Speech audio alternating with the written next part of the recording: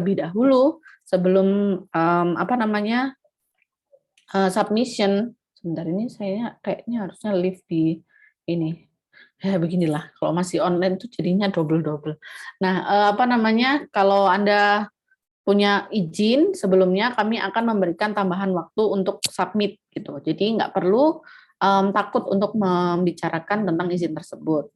Selanjutnya adalah CLO, karena biar cepat, kalian bisa baca sendiri nanti ada di ini Classroom, dan juga LLO-nya.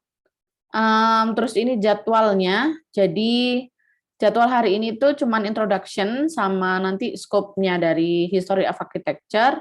Nah, next meeting itu adalah tentang development, ini juga general banget sih, general konsep dan konteksnya, perkembangan arsitektur di Eropa, Amerika, China, dan India. Ini sangat general konsep, setelah itu Anda yang akan mendalaminya. Jadi ada 3 assignment. Nah, di kelas sama kayak, kalian kemarin ikut teori kelas kami nggak ya? Kayaknya iya, beberapa. Nah, itu sama, yang pertama itu nanti ada tutorial session. Tutorial session ini 1 hari, saya dan Bu Nufi standby, Anda mengerjakan di kelas. Kalau kita tatap muka ya, jadi Anda mengerjakan di kelas, atau di luar nanti ya kita. Kalau lebih baik kayaknya di luar aja deh. Maksud saya bukan di luar terus ke kafe loh, apa enggak. Di Plaza Beton atau di Plaza, kalau Plaza Rumput kotor ya, Plaza Hima gitu. Pokoknya di sekitar kampus lah. Nanti saya dan Bu Nufi akan standby. Nanti kalau Anda tanya, kami akan memberikan jawaban atau assist itu apa ya? Memberikan tutorial kepada Anda, asistensi lah ibaratnya. Nah, maka gunakan kesempatan-kesempatan seperti ini untuk mengerjakan tugasnya. Jadi Anda nggak perlu ngerjain di rumah. Terus habis itu juga Anda nggak perlu habis-habisin kuota kan untuk kelompokan gitu, paling cuman WA aja gitu. Terus habis itu next week-nya itu baru presentasi. Dan ini nanti sudah ada topiknya, baru setelah Anda presentasi, kita akan diskusi secara bersama, menyimpulkan apa sih sebenarnya, bukan menyimpulkan ya kalau saya bilang, men-summary, membuat ringkasan apa sih sebenarnya yang telah didiskusikan di materi sebelumnya. Yang pertama adalah tentang perkembangan di arsitektur di Eropa dan Amerika, kemudian perkembangan arsitektur di Cina dan Jepang. Ini sama sistemnya juga ada tutorial, Anda mengerjakan, kemudian minggu depannya Anda asistensi, selanjutnya kita melakukan summary bersama-sama. Terus ada apa namanya ini? Oh ya, tugas ketiga di Architecture in India, sama ada tutorial, terus kita dari 16 pertemuan itu ada 1 yang pada waktu itu libur, yaitu Jumat Agung di tanggal 15 April. Nah, terus habis itu minggu depannya ada presentasi, terus minggu depannya lagi dilanjutkan dengan summary. Nah, ini itu ada libur masuk, libur masuk, libur masuk. Jadi 1 minggu itu nanti setelah kita summary yang Architecture in India, kita libur Idul Fitri, kemungkinan ya, karena kan tanggal merahnya itu di Senin sama Selasa gitu. Nah, paling enggak kan di belakang-belakangnya itu juga libur. Dugaan kami, karena belum ada pengumuman spesifik dari ITS tentang Idul Fitri. Terus kemudian dilanjutkan dengan ini, saya akan menjelaskan tugas individunya. Jadi esai tentang terus kalian brainstorming bersama. Jadi nanti ada 1 kelas gitu di Miro yang akan mencari temuan-temuan tentang topik yang akan kami jelaskan selanjutnya. Karena topiknya ini masih saya dan Bu Novi diskusikan nantinya, kira-kira apakah spesifik atau nanti terserah nanti adik-adik menemukan seperti apa gitu.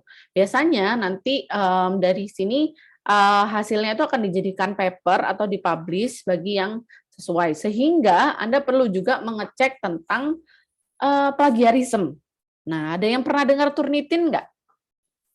Ini sebelum ini. Pernah ya? Nah, itu jadi pakai Turnitin itu, kalau Anda mau mengecek sendiri, itu Anda bisa beli di Shopee sebenarnya, kayak cuman berapa hari itu, nggak sampai 50.000 itu ada gitu.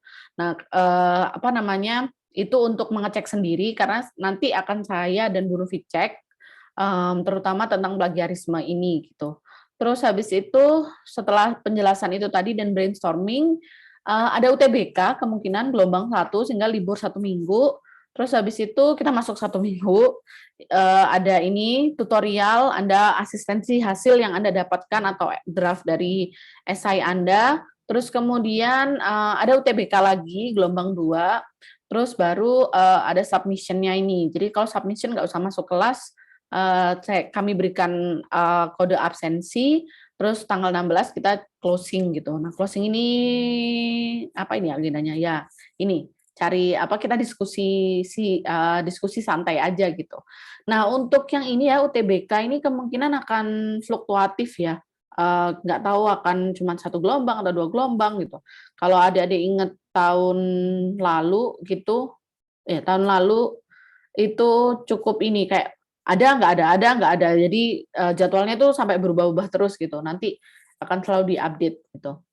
Nah, terus kemudian ini pembagian grup yang cukup penting ya. Jadi ada 30 mahasiswa kan sebenarnya. Terus kami berpikir kalau biasanya tuh satu grup itu isinya tiga orangan gitu loh. 3 sampai 4 gitu untuk memastikan setiap membernya itu bekerja.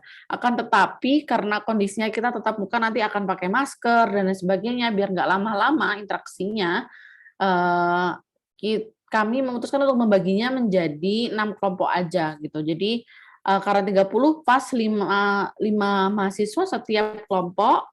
Jadi ada kelompok A, B, dan C, terus A, B, dan C ini dibagi menjadi sub lagi 1 dan 2 gini. Nah, jadi setiap kelompok ada 5 mahasiswa, terus tugasnya itu ada 3 tugas kelompok, 1 individual assignment atau tugas individu. Nah, masing-masing ini mempunyai 20% nilai sumbangsih 20% terhadap nilai akhir. Nah, untuk yang group assignments ini ada namanya participation opportunities. Jadi setiap mahasiswa kalau mau nilainya full, misal kayak kan tugas kelompok itu 80%. 20% itu participation. Nah, misal kalau 20%-nya ini Anda mau dapat 100, Anda paling enggak dalam ini apa namanya selama kuliah pernah bertanya selama 4 kali. Jadi kalau setiap sesi akan dibuka 5 pertanyaan gitu kan, terus nah mahasiswanya itu bisa nanya 4 kali. Kalau Anda nggak sampai 4 ya berarti nilainya ya tergantung Anda berapa kali nanya. Kalau nggak nanya ya berarti misal tugas kelompoknya dapat 100 gitu ya, 100 itu berarti Anda cuma 80 karena yang 20%-nya 0. Nah, maka dari itu Anda harus memperhatikan ini ya, apa namanya, presentasi temannya, terus habis itu memberikan pertanyaan yang membangun gitu. Jadi ini tentang apa namanya, poin yang bisa Anda dapatkan. Selanjutnya ada ini tugasnya sebenarnya. Jadi untuk tugas 1 Eropa Amerika dibagi 3 apa namanya, 3 waktu, ada 0 sampai 600 dan lain sebagainya. Nanti pembagian kelompoknya akan kami detailkan lagi di saat peluncuran tugas. Ini sebenarnya sudah ada sih, cuman ini tahun lalu yang satu grup itu dibagi 3 subgrup. Jadi ada 9 grup. Kalau ini kan ada cuma 6 grup biar nggak lama. Jadi nanti kita akan bagikan lagi gitu ya aturannya. Nah, terus ini grup roles-nya, jadi misal A yang presentasi, yang B moderator. Jadi A1 berarti moderatornya B1, A2 berarti moderatornya B2 gitu. Begitu seterusnya seperti kelas-kelas yang sebelumnya. Terus ini assignment-nya sebenarnya sudah ada, cuman ini yang akan kami sesuaikan. Nah, ini misal grup A, grup B, grup C ini kan sudah dibagi. Nah, nanti Anda menyesuaikan, oh berarti aku ngerjain yang ini gitu. Jadi ini sudah ada semuanya, sebenarnya nanti akan kami upload. Nah, bangunan yang akan Anda analisa atau arsitektur yang akan Anda investigasi itu ada di buku, di bawah ini tulisannya berketutupan. Nah ini, A Global History of Architecture yang bisa di-download di Classroom, yang dikarang oleh DKCing itu sebagai source pertama. Habis itu Anda harus nyari lagi buku-buku yang lain yang mensupport data-data ya atau apa namanya hal-hal yang Anda harus presentasikan untuk mendapatkan nilai yang tinggi. Nah, yang wajib itu dibaca adalah yang ini nih, yang merah-merah. Ini ada beberapa. Ini udah dikategorikan. Kayak misal 0 CI, 200 CI, terus habis itu dan lain sebagainya. Nanti ada lihat sendiri. Ini juga nanti akan saya share. Dan setiap kelompok nggak boleh sama objek yang diambil. Jadi Anda harus janjian antar kelompok mau ambil objek yang mana. Seperti itu. Nah, ini nanti ini harus saya share ke Anda. Itu tadi overview tentang kelas. Mungkin ada pertanyaan sebelum dilanjutkan ke Bu Nufi? Ada pertanyaan tentang peraturan kelas, atau ada request, atau ada kesulitan mungkin untuk mengikuti peraturan kelas yang tadi, atau metode yang kami gunakan tadi?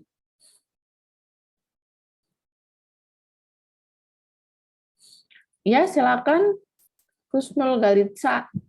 Iya Bu, saya izin bertanya, karena seperti kita ketahui juga kan jaringan anak-anak banyak yang nggak stabil. Terus tadi kan toleransinya 15 menit. Nah, karena saya juga di beberapa kelas itu sering terlempar, di beberapa kelas sebelumnya itu, nanti apakah kalau saya terlempar harus konfirmasi ke Ibu lewat WA atau langsung join langsung aja Bu ke Zoom-nya? Tanpa biar Ibu tahu kalau saya itu rejoin bukan telat gitu. Oke, ya ya. Kalau selama online akan kami perbolehkan masuk ya. Tapi Anda kan nanti akhirnya kan nggak dapat ini kode presensi. Nah nanti itu bisa menanyakan ke dosen yang sedang mengisi aja gitu, langsung gitu Kusnul. Jadi saya menyadari kok kalau internetnya tuh bakal ini ya, karena udah yang kemarin kan udah 2 tahun ya, Anda tahu internet Anda. Tapi sekarang kan mungkin ada yang berpindah gitu. Jadi nanti boleh ini kok. Selama kalau itu online, kami nggak akan ngeset 15 menit gitu. Selama Anda udah masuk di awal, jadi nggak masalah. Pasti akan kami masukkan terus. Itu, Kusnul. Ya baik Bu, terima kasih. Oke, ada lagi yang mau bertanya?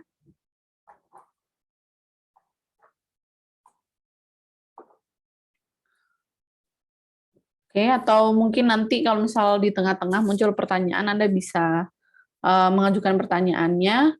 Mungkin kita lanjut ke Bu Nufi, biar cepat ya. Silakan, Bu Nufi. Baik, terima kasih Bu Fenty. Saya mohon izin share screen. Baik.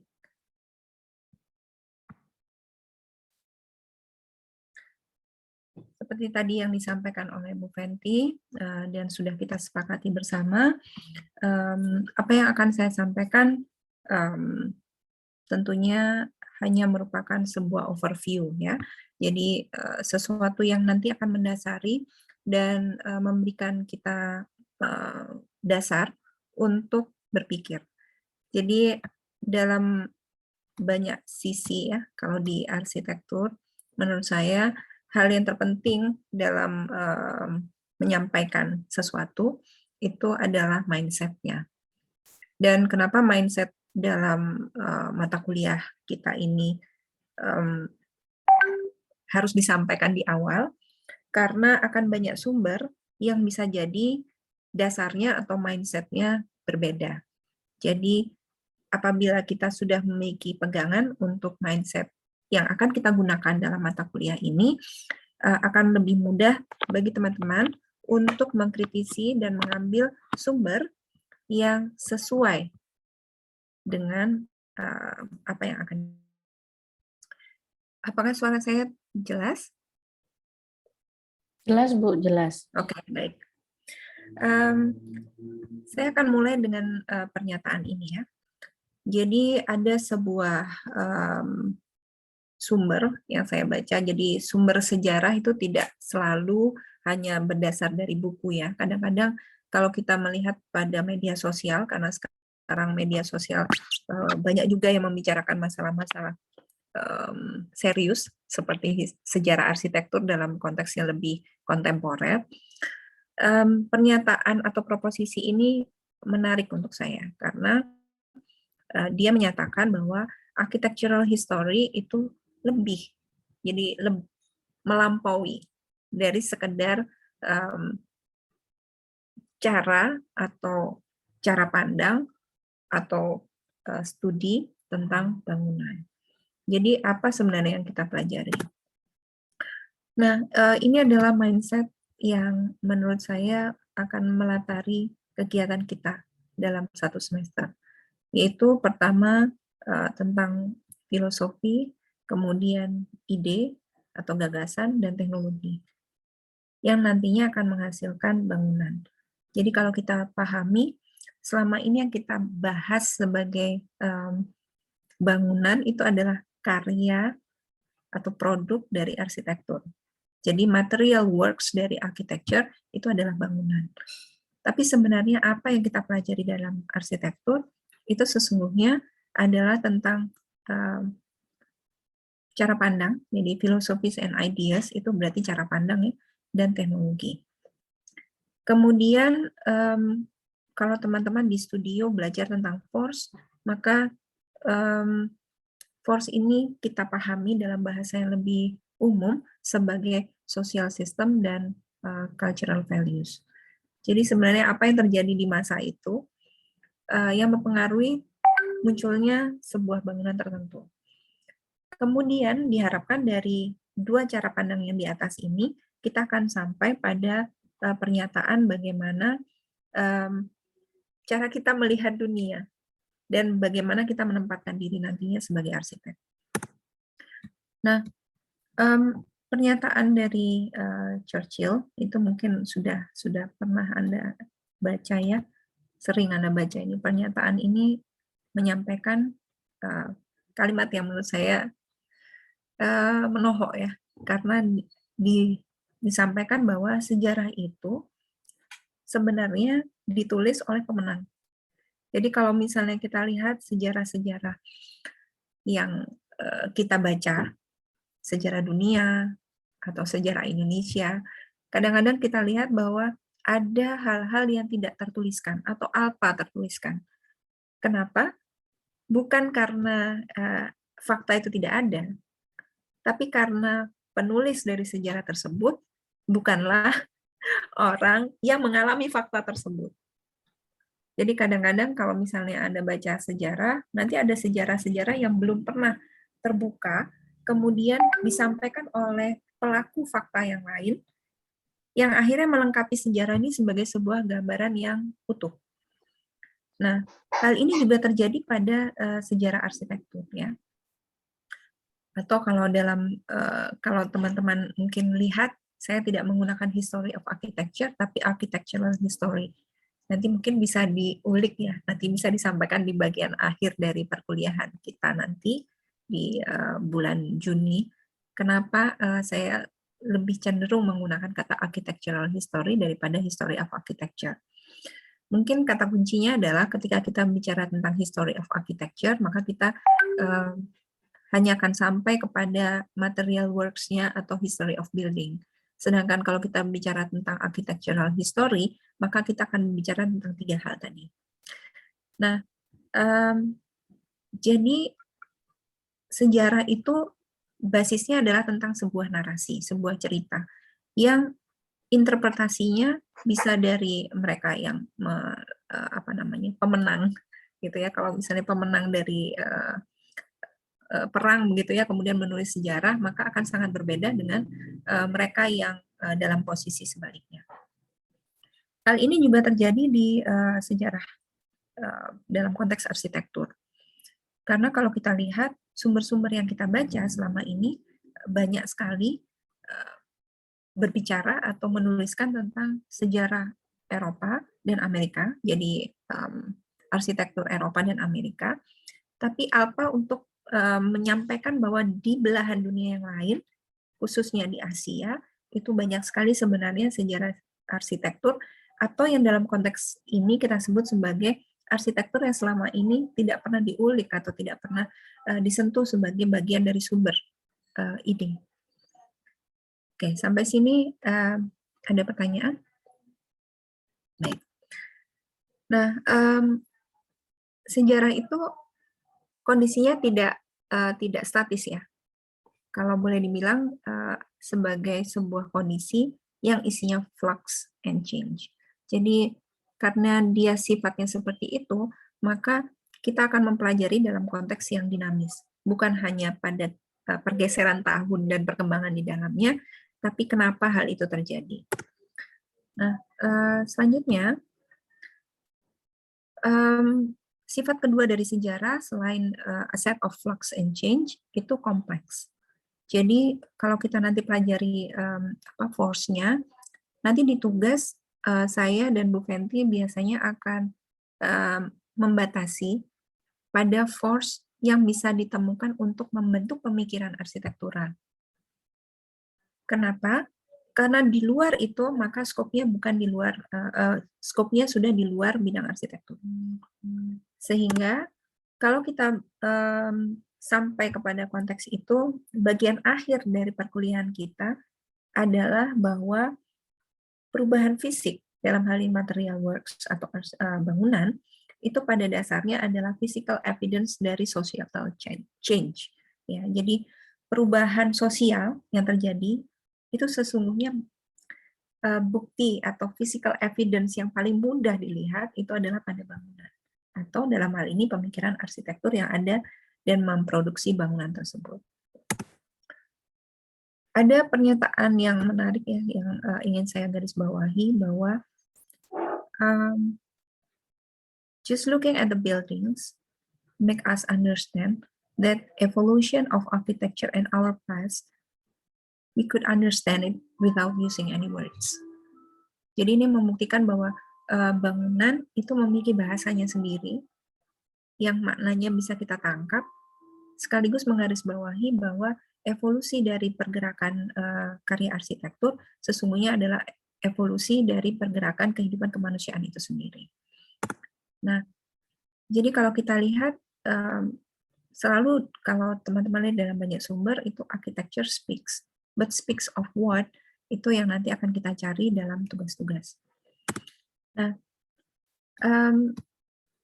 mungkin teman-teman di Arsitektur Nusantara sudah pernah membahas tentang hal ini ya. Jadi, buku yang diterbitkan dan kita gunakan, yaitu tulisan dari Dekajing, adalah salah satu buku yang sangat bagus dan menurut saya membuka wawasan tentang pernyataan bahwa kalau kita ingin firm berada dalam zaman ini ya, jadi ada pernyataan bahwa kita masuk ke dalam tahap keempat dari sejarah yang menyatakan bahwa segala sesuatu yang kita lihat global sebenarnya saat ini itu adalah karakternya sesungguhnya muncul dari sesuatu yang lokal. Ini di tahap keempat dari perkembangan sejarah di dunia. Jadi kalau kita lihat ada yang mainstream ya di Eropa dan di Amerika, tapi kita lihat sebenarnya di banyak tempat lainnya seperti di Burkina Faso, di Mali, di Jepang, Venezuela, begitu ya. Itu sebenarnya muncul gerakan-gerakan, mohon maaf ya, silakan. Iya. Jadi ini kita mohon maaf sebentar ya.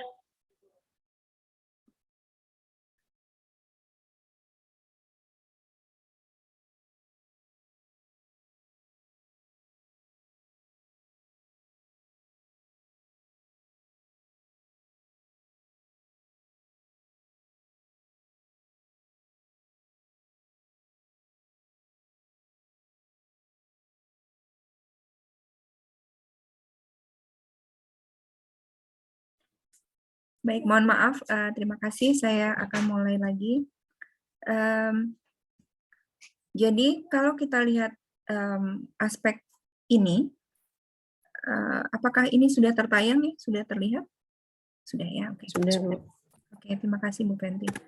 Nah, jadi dalam tugas kami akan meminta teman-teman untuk melihat 3 hal ini: form, functions, dan implications.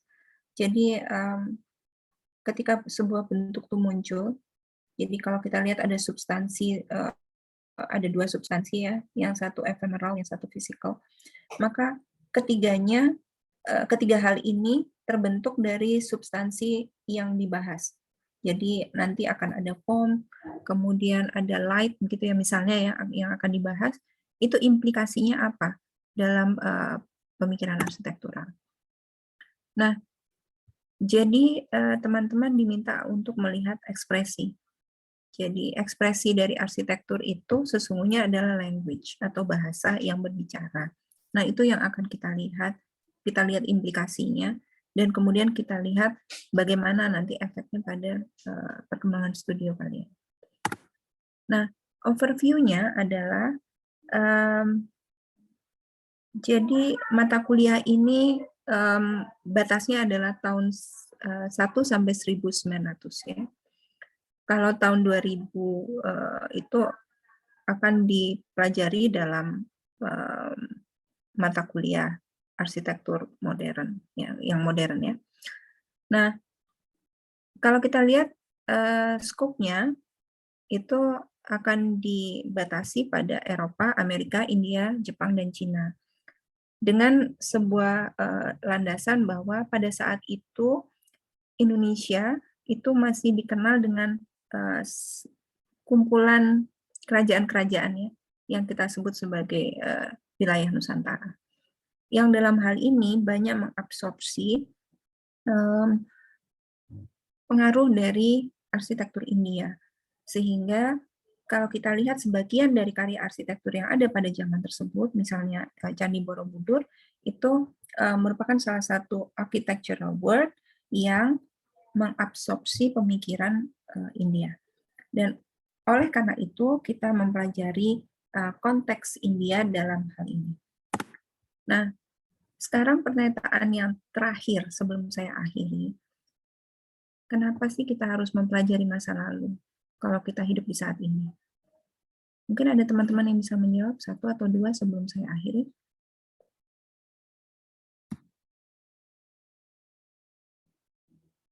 Silakan.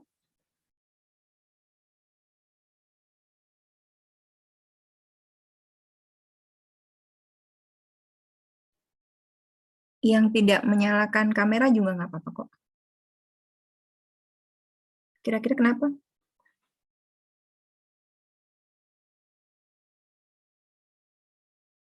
Bisa diberikan jawaban supaya saya yakin bahwa teman-teman mengikuti. Kenapa kita mempelajari masa lalu?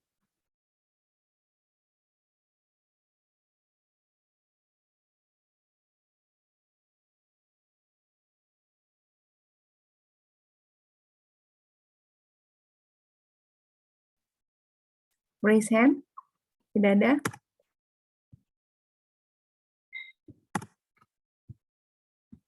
Oke, Tony silakan. Baik Bu, saya ingin menjawab pertanyaan ini. Mungkin pertanyaannya kenapa misalnya kita harus mempelajari masa lalu.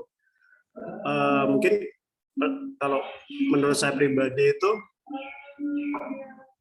hal-hal yang berada di masa lalu itu masih bisa diterapin ke permasalahan di masa sekarang gitu. Jadi kita mempelajari masa lalu dengan harapan kita dapat belajar apa hal yang bekerja untuk masalah ini di masa lalu, siapa tahu di masa depan ketika masalah ini datang lagi namun dalam bentuk berbeda, saya memiliki referensi solusinya begitu sih. Terima kasih ya Tony, jawabannya tepat sekali ya. Karena sejarah itu selalu berulang. Permasalahan yang dihadapi manusia itu pada umumnya sama, hanya bentuknya atau mengambil bentuk yang berbeda-beda. Jadi kalau dalam konteks ini, dalam arsitektur juga tidak jauh berbeda. Ya. Jadi kalau kita lihat, salah satu pernyataan yang paling umum adalah kalau dalam konteks Indonesia adalah paradoks ya situasinya. How best to modernize while maintaining a core of cultural identity. Jadi saya rasa pertanyaan ini membawa banyak peneliti untuk sampai kepada pernyataan bahwa sebenarnya apa fungsi dari lokal konteks dan nilai atau forces yang ada di Indonesia ini untuk bisa sampai kepada pernyataan arsitekturalnya sendiri. Moga-moga pertanyaan ini nanti bisa dibawa Bu Fenty dan dijawab Bu Fenty nanti ketika studi, dan hasilnya bisa di-share kepada kita. Jadi dalam konteks itu apabila teman-teman ingin membaca lebih lanjut tentang mindset ini, silakan nanti baca referensi yang sudah saya sampaikan di bagian akhir. Terima kasih teman-teman. Saya kembalikan kepada Bu Fenty. Mungkin sebentar lagi bisa kita akhiri ya Bu Fenty. Baik, terima kasih Bu Novi. Ada yang mau bertanya, berpendapat, atau memberikan usulan nggak dari apa yang sudah dijelaskan oleh Bu Novi ataupun yang tadi tentang overview dari kuliah ini?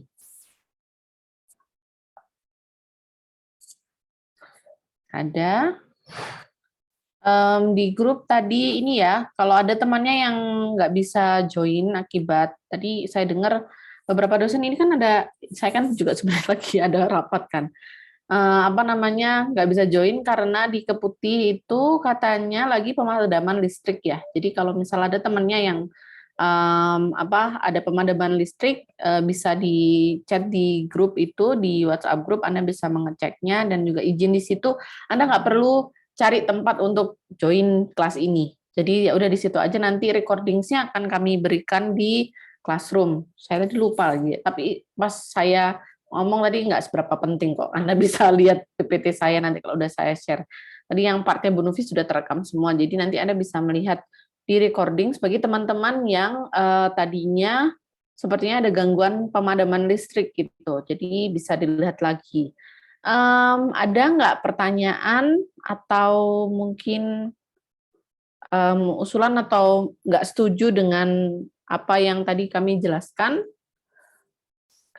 Ditunggu 2 menit lagi. 2 menit kelamaan nggak ya, ngabisin kuota nggak?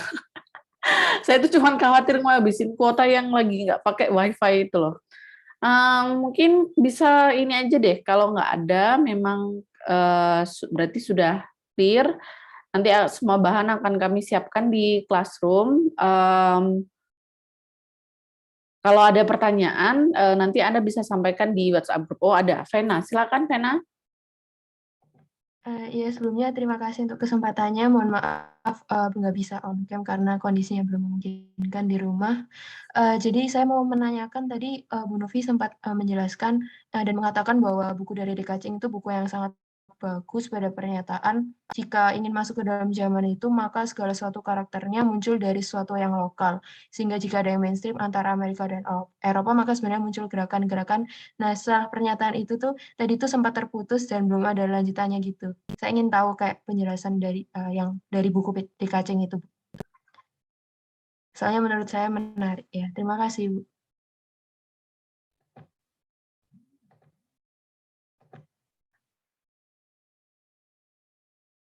Terima kasih ya. Saya coba share lagi. Jadi pernyataan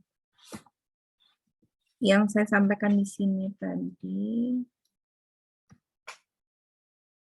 oke, yang mana ya?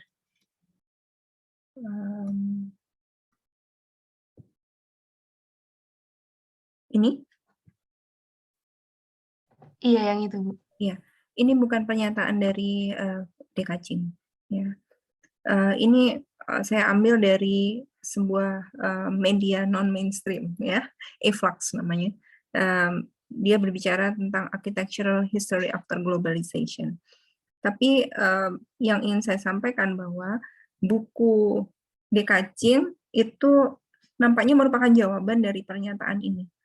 Ya, jadi Dekacing tidak menyampaikan, ya, tidak menyebutkan bahwa dirinya masuk ke dalam konteks pemikiran yang itu, tapi betul-betul searas gitu. Jadi kalau misalnya saya bisa simpulkan pada perkembangan keempat dari sejarah dunia saat ini, maka sebenarnya yang muncul adalah pemikiran tentang lokal. Jadi mereka yang dulunya berada dalam arus periferi atau di batas di pinggiran atau yang kita sebut sebagai lokal itu muncul sebagai sebuah gerakan yang sadar begitu bahwa we are a part of this global world juga, sehingga kalau misalnya kita ini di Indonesia ya, kita ini adalah orang-orang yang selayaknya dipertimbangkan juga dalam perkembangan arsitektur di dunia. Caranya bagaimana? Ya ini tadi. Jadi, be a part of architectural discourse. Kita pelajari yang masa lalu, terus kemudian kita menyadari pada akhirnya teman-teman yang lebih dahulu belajar tentang hal ini menyatakan bahwa yang kita sebut sebagai alternative conceptions dari history, yang selama ini kita pelajari dari sejarah Eropa dan Amerika, pada dasarnya justru semakin memperkuat pernyataan bahwa social dimension dari lokal konteks di Indonesia saja misalnya, atau di bagian-bagian daerah lainnya, itu adalah new form of local. Jadi regional conceptions combined with the demands and opportunities of global world. Jadi kalau di tahun 1974 itu muncul dua konteks dalam desain metode ya, regionalism atau critical regionalism, dan yang satunya adalah kontekstualism yang kita gunakan di PA3 dan PA4 sekarang. Itu adalah salah satu upaya untuk sampai ke sana. Jadi walaupun tidak disampaikan bahwa di balik semua itu yang mindset kita adalah menempatkan diri kita dalam percaturan sejarah arsitektur dunia, itu dimulai dari kalian di sini. Begitu. Moga-moga itu memberikan jawaban ya. Iya baik Bu, sudah menjawab. Terima kasih Bu. Sama-sama. Oke, baik. Terima kasih, Vena. Pertanyaannya sangat menarik ya. Jadi, kalau Anda melihat sejarah kayak waktu SMA, mungkin agak-agak membosankan gitu ya. Kayak Anda mendengar tanggal, menghafal event gitu. Nah, tapi kalau di sejarah ini, Anda, ya memang kami masih membagi tugasnya itu berdasarkan berdirinya atau eksistensi si bangunan itu kapan gitu. Cuman waktu atau frame waktu yang digunakan itu untuk memahami sebenarnya apa yang mempengaruhi arsitektur itu ada pada saat itu gitu. Dan itu yang akhirnya nanti Anda pelajari lebih dalam. Kita mungkin saja kita nggak menduplikasinya, tapi kita tahu bahwa ada hal-hal yang mungkin bisa kita pelajari dari hal tersebut. Jadi belajarnya itu bukan menghafal, misal Angkor Wat itu di Thailand berdiri tanggal bla bla bla, itu nggak kayak gitu kalau di sejarah arsitektur. Yang kami harapkan adalah Anda memahami apa sih sebenarnya yang mendevelop arsitektur itu sendiri pada setiap masa, karena dari satu masa ke masa yang lain ini akan punya garis atau benang merah yang menyebabkan development terjadi di arsitektur itu. Jadi kayak habis ini, karena ini terjadi ini, sehingga ini begini gitu. Jadi satu sama lain itu akan berhubungan. Nanti Anda akan juga mengetahuinya habis sejarah, Anda belajar kontemporer, nah itu Anda akan tahu kalau kedua-duanya ini, oh karena zaman dulu begini nih, ini jadinya begini gitu. Jadi itu yang ingin kami pahamkan kepada Anda, bahwa konsep itu yang kita coba adopsi di perkuliahan sejarah. Jadi bukan menghafal sejarah lagi gitu. Jadi seperti itu. Mungkin ada lagi yang mau ditanyakan? Ada yang kurang jelas? Nggak ada. Kalau memang ada yang kurang jelas, nanti bisa ditanyakan di WhatsApp group atau langsung japri ke saya dan Bu Nufi juga nggak masalah gitu. Karena kemungkinan kami berdua belum standby di kampus minggu depan, walaupun minggu depan udah buka ya ininya, kampusnya gitu. Jadi seperti itu. Nah, untuk kuliah minggu depan itu kan kuliah saya ya, hari Jumat ya. Nah, itu kemungkinan sih saya bisa tatap muka, tapi kita lihat lagi ya development selama 1 minggu ini. Jadi kalau misalnya memang bisa tatap muka, saya akan membuka kelasnya di tatap muka, dan kalau masih ada yang sedang sakit akan saya buka online juga. Nah, kemudian Anda bisa berangkat ke kampus gitu, tentu saja dengan protokolnya ya tetap. Terus kalau merasa tidak enak badan, segera kabari saya, dan melihat juga kondisi masing-masing gitu. Satu, kita melihat kondisi departemen, karena di hari Jumat, kita tuh kelasnya di hari Jumat, jadi Senin sampai Kamis itu cukup panjang apabila terjadi sesuatu ya. Jadi kita harus menunggu itu. Terus habis itu yang kedua adalah kita juga nggak tahu nanti apa yang terjadi. Gitu. Jadi itu saja yang bisa kami sampaikan hari ini, karena kami juga nggak bermaksud panjang-panjang sebenarnya, sudah cukup 1 jam ini. Terima kasih sudah berusaha hadir dengan segala keterbatasan ya. Mungkin adik-adik, kami berharap adik-adik tetap jaga kesehatannya. Mau ada yang ini menyampaikan sesuatu? Silakan raise hand dulu kalau mau menyampaikan sesuatu. Terus habis itu tolong ini juga perhatikan kesehatan sendiri masing-masing dan juga keamanan bersama ya. Jadi kalau Anda merasa sakit sedikit apapun, sekali lagi silakan izin kepada dosennya, nggak perlu ikut masuk ke kelasnya, dan nggak usah memaksakan diri kayak aku kangen kampus banget, aku harus ke kampus.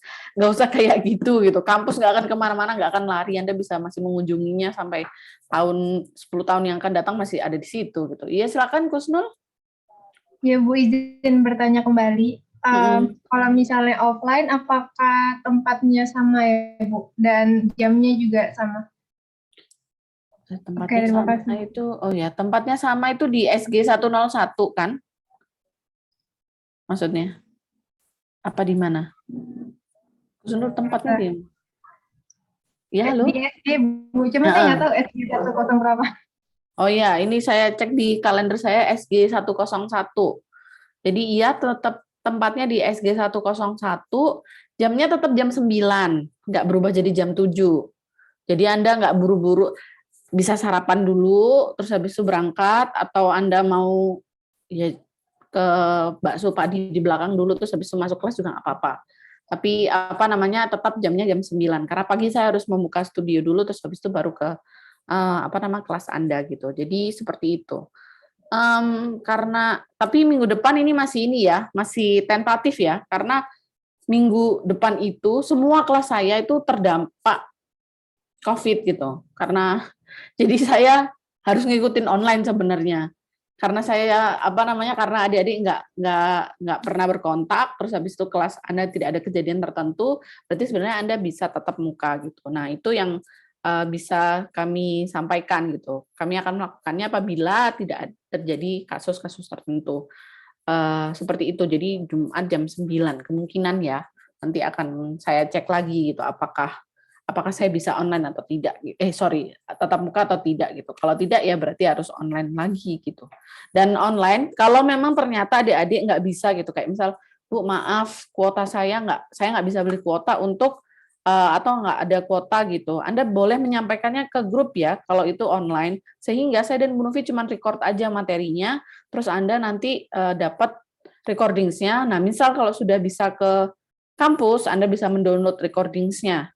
Itu akan lebih memudahkan Anda. Jadi, gitu aja ya. Misal kalau ternyata harus online, terus Anda merasa bahwa Anda tidak bisa melakukan online tersebut, Anda boleh izin ke saya dan Bu Novi, nanti recordings-nya akan kami upload ke Classroom, Anda tetap dianggap masuk setelah menyelesaikan nonton si recordings-nya gitu. Ini kami percaya pada Anda ya, jadi jangan dipakai buat bolos gitu, kayak ya udah nggak datang gitu, terus nanti kan ada recordings-nya gitu, jangan seperti itu ya. Jadi kami percaya pada Anda, tolong nanti apabila memang tidak bisa online, either itu wifi-nya mati atau kuotanya nggak cukup, Anda bisa mengatakan kepada kami izin gitu, nanti saya upload ininya, recordings-nya.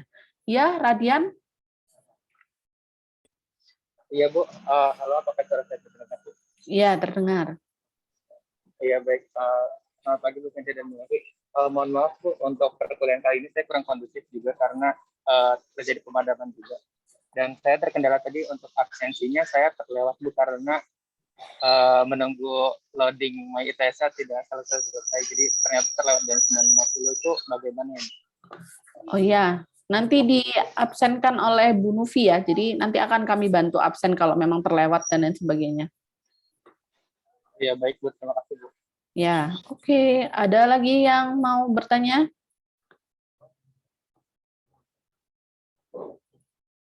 Sudah? Baik, kalau sudah bisa kita cukupkan ya kelas hari ini. Semoga semester ini berjalan dengan lancar, adik-adik juga tetap sehat, yang sedang sakit segera sembuh, biar kita bisa ketemu di kampus, begitu, dan mari kita tetap jaga protokol kesehatan, Dan satu lagi kami mohon kerjasamanya selama ini ya semester percobaan pertemuan tatap muka ini agar adik-adik tetap menghubungi kami apabila terjadi sesuatu sehingga yang tracing itu lebih mudah dan juga tidak menyebabkan kerugian kepada orang lain gitu. Jadi seperti itu mungkin bisa kami cukupkan, nanti recording-nya akan di-upload kalau sudah selesai diproses di cloud. Terima kasih, sekali lagi jaga kesehatannya dan juga protokol kesehatannya kalau yang ada di kosan.